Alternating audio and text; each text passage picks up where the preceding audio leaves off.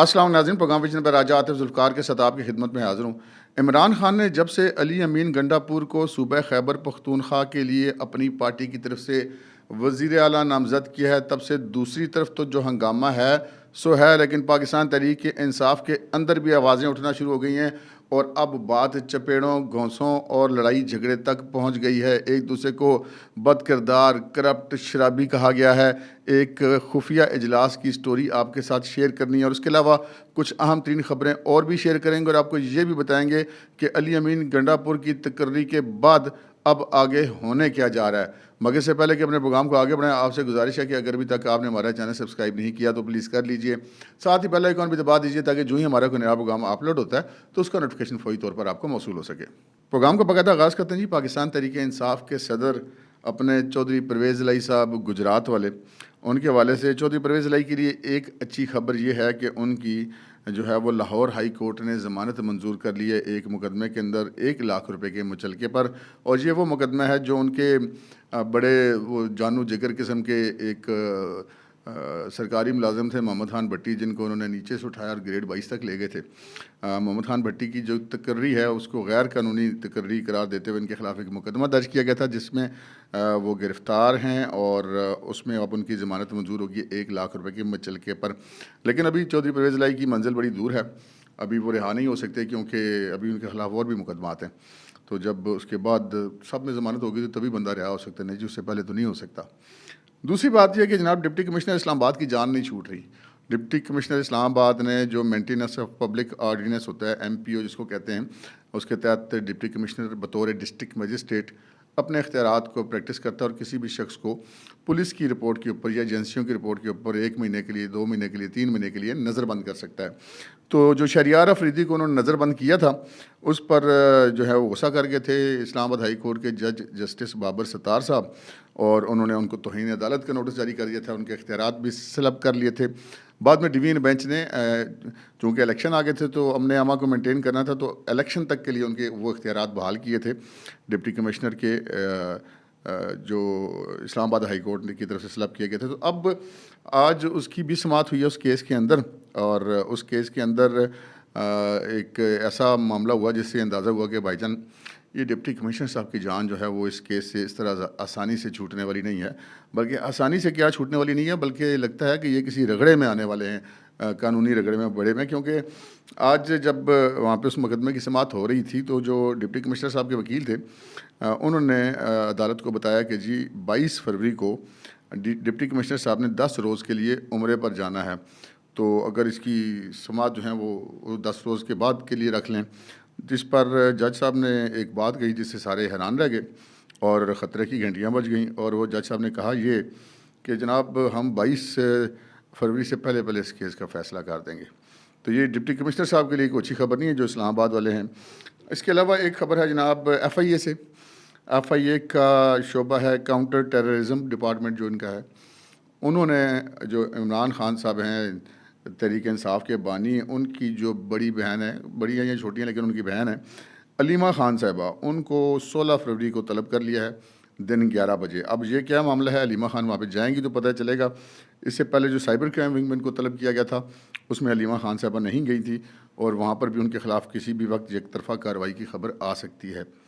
लेकिन वो तो क्या खबर आनी थी, ये दूसरा काउंटर टेररिज्म वालों ने बुलाया तो यकीनन कुछ संगीन नौयत का मामला ही होगा जिसके अंदर अलीमा खान साहबा को बुलाया गया है।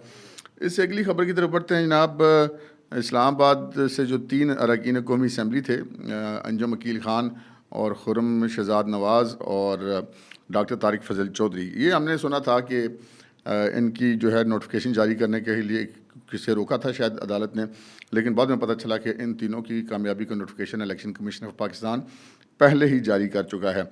लेकिन अब ये पता चला कि वो जो नोटिफिकेशन जारी किए गए थे उसके ख़िलाफ़ जो है वो इस्लामाबाद हाई कोर्ट में दरख्वास्त दायर की गई थी, और चीफ़ जस्टिस आमिर फ़ारूक ने उस मुकदमे की समाअत की है, और उन दरख्वास्तों पर फ़रीक़ैन का मौक़िफ़ सुनने के बाद फ़ैसला महफूज कर लिया है। और अब ये फ़ैसला कब सुनाया जाएगा जनाब, ये फ़ैसला कल सुनाया जाएगा। तो ये तीनों उम्मीदवारों के लिए जो अरकान कामयाब अरकान असम्बली हैं उनके लिए बहुत ज़्यादा अहम मामला है। अच्छा, जहाँ एक तरफ अलीमा ख़ान को तलब किया गया है FIA की तरफ से, वहाँ पर भी एक और अहम शख्सियत को भी तलब किया गया है। वो तलब किया गया है इंसदाद दहशतगर्दी लाहौर की अदालत ने, और केस है जो लाहौर में अस्करी टावर पर हमला हुआ था 9 मई को, तोड़ फोड़ हुई थी और घेराव जला हुआ था। उसके अंदर जो मारूफ एक जो ख़ातून थी खदीजा शाह साहिबा, वो पहले बेचारी 7-8 महीने रहीं मुख्तलिफ़ मुकदमात के सिलसिले में, उनकी ज़मानत नहीं होती, मुश्किल अभी मेरा ख्याल 2-3 हफ़्ते ही हुए उनकी ज़मानत हुई है। उनको 24 फरवरी को अदालत ने तलब कर लिया। अच्छा, एक आम आदमी यहाँ पे समझता है कि शायद ज़मानत होगी तो जान छूट गई। ज़मानत तो होने के बाद फ़ौजदारी मुकदमे में जो भी जिस भी मुकदमे में ज़मानत हुई होती है, उसकी हर पेशी पर मुलज़म को पेश होना पड़ता है, और अगर वो पेश नहीं होता तो उसकी ज़मानत कैंसिल हो जाती है। तो फ़ौजदारी मुकदमा ज़रा इस हवाले से ज़्यादा सख्त होता है कि एक दफ़ा मुलज़म पेश ना होता, उसकी ज़मानत हुई भी जो अदालत कैंसिल कर देती है। तो ये अब खदीजा शाह को तलब किया गया है 24 फरवरी को, तो और उम्मीद है कि ये पेश हो जाएंगी, इसलिए कि ऑप्शन और कोई नहीं है। एक और केस है जी बड़ा इंपॉर्टेंट, वो है सलमान अकरम राजा एडवोकेट, जो इमरान खान के वकील हैं, पाकिस्तान तहरीक इंसाफ के वकील हैं। लाहौर से NA 128 से इन्होंने इलेक्शन लड़ा था PTI की हमायत से, और ओन चौधरी ने इनको शिकस्त दी थी हल्का NA 128 लाहौर से, और उसके उनके नोटिफिकेशन को कालअदम करार देने के लिए इस्लामाबाद हाई कोर्ट के अंदर सलमान अकरम राजा ने पटिशन फ़ाइल की है, और पटिशन फ़ाइल करने की है, और उस पटिशन पर जो इस्लामाबाद हाई कोर्ट है, उन्होंने इलेक्शन कमीशन ऑफ पाकिस्तान को नोटिस जारी करके कल जवाब तलब कर लिया। तो मैं ये सोच रहा था कि ये हल्का लाहौर का है, और 100 NA 128, और ये पिटिशन उन्होंने इस्लामाबाद हाई कोर्ट में क्यों किया है? ये तो लाहौर हाई कोर्ट में भी कर सकते थे। तो फिर मैंने जब इस पर सोचा तो मैंने गौर किया, मैंने कहा चूँकि जहाँ से नोटिफिकेशन जारी हुआ है वो इलेक्शन कमीशन ऑफ पाकिस्तान का ऑफिस इस्लामाबाद में है, तो शायद सलमान अकरम राजा साहब ने इस वजह से इस तरजीह दी कि वो इस केस को इस्लामाबाद हाई कोर्ट के अंदर लेकर आएँ। तो अब देखते हैं जी कल इस पर इलेक्शन कमीशन ऑफ पाकिस्तान क्या जवाब देता है और क्या मामला चलता है। फिर एक अदालती खबर इमरान खान साहब के हवाले से है। वो जो खातून जज थी ज़ेबा चौधरी, उनको जब इमरान खान साहब ने वो तकरीर करते हुए धमकियाँ उनके लगाई थी, तो उस पर उनके खिलाफ 2 किस्म की कानूनी कार्रवाइयाँ हुई थी। एक तो ख़त्म हो गई और एक अभी जारी है। जो ख़त्म हो गई थी वो थी जो इस्लामाबाद हाई कोर्ट ने उनको तौहीन अदालत का नोटिस जारी किया था, और उस तौहीन अदालत को उस वक्त जो भी सुप्रीम कोर्ट के जज हैं जस्टिस अतर मिनल्ला, वो उस वक्त चीफ जस्टिस थे इस्लामाबाद हाई कोर्ट के, तो उनकी अदालत में इमरान खान साहब पेश हुए थे, और अतर मिनल्ला साहब ने उनको ये कहा था कि हमें आपको देख के बड़ी खुशी हुई, और आपसे तो हम सीखते हैं, इस किस्म के काफ़ी उन्होंने माजी थे इमरान खान की ख़ासी तारीफ़ें की थी जब वो बतौर मुलज़म पेश हुए थे तौहीन अदालत के केस में। तो वो उस पर उन्होंने तौहीन अदालत के केस में जस्टिस अतर मिनल्ला की सरबराही में बेंच ने इमरान खान साहब को माफ़ कर दिया था। लेकिन जो वो धमकियाँ देने के वो तो था, तो अदालत की तौहीन करने पर एक जज है चूँकि, तो वो तौहीन अदालत की आपने धमकियाँ देकर, दूसरा जो एक धमकियाँ देना वो एक फ़ौजदारी जुर्म है। तो उसका मुकदमा जो दर्ज था इमरान खान साहब के ख़िलाफ़, वो उसकी आज समाअत थी, और वहाँ पर सिविल जज मुरीद अब्बास, सिविल जज ऑब्लिक जुडिशल मजिस्ट्रेट जो होते हैं, उनकी अदालत में आज इस केस की समाअत थी, जहाँ पर इमरान खान के वकील ने, खालिद यूसुफ एडवोकेट ने दरख्वास्त दायर की हुई थी कि इस केस के अंदर इमरान खान साहब के प्रोटेक्शन आर्डर जारी किए जाएँ कि उनको अदालत में लाया जाए ताकि इस केस की कार्रवाई आगे चल सके। तो उस दरख्वास्त पर जो खालिद यूसुफ एडवोकेट हैं, उन्होंने अपने दलाइल मुकम्मल कर लिए हैं, और अब जो है उस पर फैसला जज साहब ने महफूज कर लिया है। अब आते हैं हम अपनी उस खबर की तरफ जो आपने थंबनेल के ऊपर देखी, और वो खबर है अली अमीन गंडापुर के हवाले से। अली अमीन गंडापुर की जो नामजदगी है, इसको आम लोग ये समझ रहे हैं कि शायद कोई किसी वक्ती फ़ैसले का नतीजा है। ऐसा नहीं है जी, इमरान खान साहब ने बड़ा सोच समझ के ये फ़ैसला किया, बल्कि इस काम की प्लानिंग उन्हें बहुत पहले कर ली थी। आपको 2-3 मिसालें दे देता हूँ। आपको याद होगा कि जब इलेक्शन अभी होते, कागज़ात नामज़दगी भी दाखिल होने के दिन थे, तो इमरान खान साहब की ये स्टेटमेंट्स भी आई थी कि वो 9 मई के मुलज़मान को इलेक्शन लड़ाएंगे, और जो वो मुलज़मान ख़ुद नहीं लड़ सकते उनके रिश्तेदारों को इलेक्शन लड़ाएंगे। बुनियादी तौर पे वो स्टेट को चैलेंज करते कि नहीं, मैं अपनी 9 मई के ऊपर कायम हूँ। और इसी दौरान जब पार्टी में टिकटों वगैरह की बात हुई, तो एक बड़ी ज़बरदस्त हिकमत अमली इस्तेमाल की इमरान खान साहब ने कि सूबा खैबर पख्तूनख्वा के अंदर उनकी अपनी पार्टी के अंदर से जितने भी उम्मीदवार हो सकते थे वज़ारत आला के लिए या दावेदार हो सकते थे, उनको सूबाई असम्बली के लिए टिकट ही नहीं दिए। आप उनको देख लीजिए, अली मोहम्मद ख़ान को देख लें, आप शाह फरमान को देख लें, आप असद कैसर को देख लें, आतिफ़ खान को देख लें, शहराम तरक़ई को देख लें, इन तमाम में से किसी को भी इमरान खान ने सूबाई असम्बली का टिकट नहीं दिया, और इन लोगों को कौमी असम्बली के टिकट दिए। तो इमरान खान साहब, इसका मतलब है कि बहुत पहले से प्लान करके बैठे हुए थे कि उन्होंने अली अमीन गंडापुर को नामज़द करना है, तो लिहाजा अपनी पार्टी के अंदर से भी कोई ग्रुप या कोई धड़ा उम्मीदवार ना हो सके और वो आसानी से ऐसा कर लें।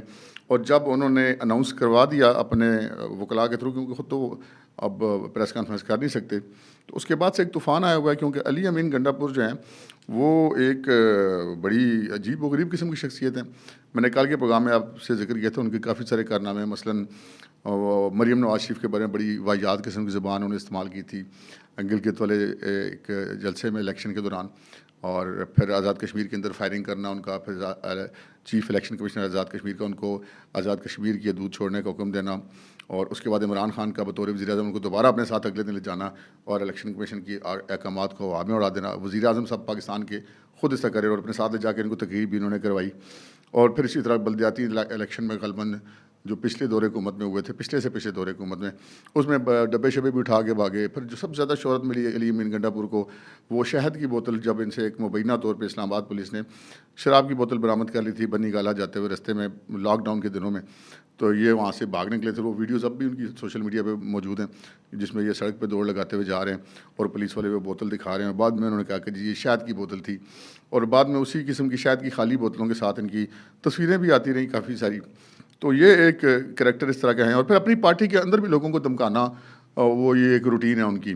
और जब इमरान खान ने ये जब तहरीक-ए-एतमाद के बाद जब उन्होंने कुछ जलसे वलसे रैलियाँ शुरू की थी और इस्लामाबाद पे चढ़ाइयों का ऐलान किया था, तो इनकी ऑडियोज़ भी ट्रेस की थी एजेंसियों ने, जिसमें ये लोगों को कह रहे थे कि जी इतने बंदे और इतना असला और ये सारा कुछ। तो ये इस तरह के काम करते रहते हैं, तो ख़ासी मतनाज़ा शख्सियत है। और मेरा ये ज़ाती ख़्याल है कि जितनी मैंने आपको बताया इनके अंदर शायद मेरे और आपके लिए तो वो खामियाँ थी, लेकिन इमरान खान के लिए वो खूबियाँ हैं, तो इसलिए उन्होंने इसको वज़ीर आला के लिए नामज़द किया है।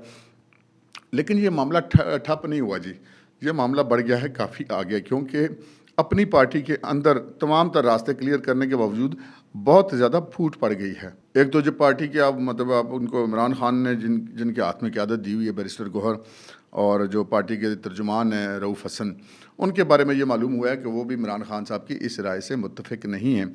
अगरचे कि उन्होंने इमरान खान का हुक्म था तो उन्होंने मीडिया में आकर अनाउंस कर दिया कि ये उम्मीदवार है, लेकिन वो ख़ुद भी हमारे ज़राए का कहना है कि इस फैसले से मुतमईन नहीं, और उन्होंने इमरान खान साहब को मुसलसल कोशिश कर रहे हैं कि उनको वो राज़ी कर सकें किसी तरीके से कि इस उम्मीदवार को तब्दील करें। इसकी वजह से पार्टी को इस फैसले की वजह से बहुत ज़्यादा नुकसान होगा। अब देखते हैं वो अपनी कोशिश में कामयाब होते हैं, ये नहीं होते। इमरान खान साहब वैसे किसी को सुनते तो हैं नहीं। अच्छा, इसके अलावा ये भी हमें इल्म में है कि असद कैसर साहब जो हैं, साबिक़ स्पीकर कौमी असम्बली और साबिक़ स्पीकर सूबा खैबर पख्तूनख्वा असम्बली, वो काफ़ी दिनों से इस कोशिश में है, जब से ये अनाउंस किया कि इमरान खान से उनको मुलाकात का वक्त मिल सके। अब जेल के अंदर मुलाकात के लिए बहुत सारी चीज़ें होती हैं। एक तो एजेंसियों की क्लियरेंस होती है, जेल हुकाम राज़ी हों तब, या फिर अदालत का हुक्म हो तब, तो फिर ये सब कुछ हो तब भी अगला बंदा जिसे मिलना चाहते हैं उसकी मर्ज़ी हो तो फिर जाके कहीं जेल में मुलाकात होती है। तो असद कैसर साहब की ये इमरान खान से मुलाकात की जो इस्तदा है, वो अभी तक शर्फ़ कबूलियत तक नहीं पहुंची है। लेकिन गुज़िश्ता रोज़ एक ऐसा वाक़या पेश आया है जिसने बहुत सारी टलियाँ खड़का दी हैं। वाक़या ऐसा पेश है कि हमने आपको पहले भी ये खबर दी थी कि 4-5 ग्रुप इस वक्त आज़ाद कश्मीर सूबा खैबर पख्तूनख्वा के अंदर बन चुके हैं पाकिस्तान तहरीक इंसाफ के अंदर इलेक्शन के बाद से, और एक दूसरे की वो टांगें खींचने में मसरूफ़ हैं, और हर एक चाहता है कि वो जो सूबे की क़यादत हासिल कर सके किसी ना किसी तरह।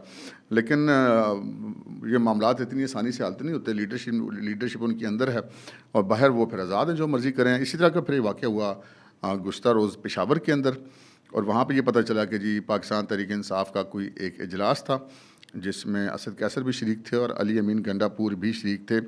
और वहाँ पर जो है वो असद कैसर साहब ने अली अमीन गंडापुर की नामजदगी पर शदीद किस्म के तहफ़्फ़ुज़ात का इजहार किया, और यहाँ तक भी उन्होंने कहा कि जी ये अली अमीन गंडापुर के बारे में सोशल मीडिया पर एक तूफ़ान बरपा है, जहाँ पर इन्हें बदकिरदार कहा जा रहा है, करप्ट कहा जा रहा है, शराबी कहा जा रहा है, तो इनका बतौर वज़ीर आला आना पाकिस्तान तहरीक इंसाफ के लिए नुकसानदेह होगा। तो फिर ऐसा मौका तो अल्लाह दे और बंदा ले, यानी कि अल्लाह दे और अली अमीन गंडापुर ले। तो अली अमीन गंडापुर ये सुनना था कि मुश्तिल हो गए, वैसे भी वो मुश्तिल बड़ी जल्दी हो जाते हैं, हमने ये सुना हुआ है। तो वो मुश्तिल हो गए, और मुश्तिल होने के बाद वो मुबैना तौर पर हमलावर हो गए असद कैसर के ऊपर, और उनको गिरबान से पकड़ कर वो इसे कहते हैं तकरीबन घसीटते हुए बाहर ले गए। कुछ सुना कुछ थप्पड़ शप्पड़ भी मारे गए, और फिर दोनों ये आपस में गुत्थम गुत्था हो गए। जब ये दोनों गुत्थम गुत्था हो गए तो फिर अली अमीन गंडापुर के साथ जो लोग गए हुए थे वो भी कूद पड़े, फिर जो असद कैसर के साथ लोग गए हुए थे वो भी कूद पड़े, और वहाँ पे एक हंगामा बरपा हो गया। यानी कि मामला अब ज़बानी मुखालफत या धड़े बंदियाँ या ग्रुप बंदियों से आगे निकल कर गुत्थम गुत्था और दब्बड़ को सुन्नी और मुक्को मुक्की और चपेड़ो चपेड़ी तक पहुँच गया हुआ है। तो ये अब सूरत हाल है। इस सारी सूरत हाल के अंदर अब असद कैसर कोशिश कर रहे हैं कि वो इमरान खान से मिले। जो असद कैसर के मुखालफिन हैं उनका ये कहना है कि जी ये अपने भाई को बनवाना चाहते हैं वज़ीर आला। अब इस बात में कितनी हकीकत है या नहीं है, लेकिन बहरहाल वहाँ पे मैंने आपसे अर्ज़ की कि 4-5 ग्रुप ऐसे हैं जो कि अपने अपने तौर पे कोशिश कर रहे हैं कि किसी तरीके से सूबे की वज़ारत आला उनके ग्रुप के पास आ जाए या उनके ग्रुप के किसी बंदे के पास आ जाए।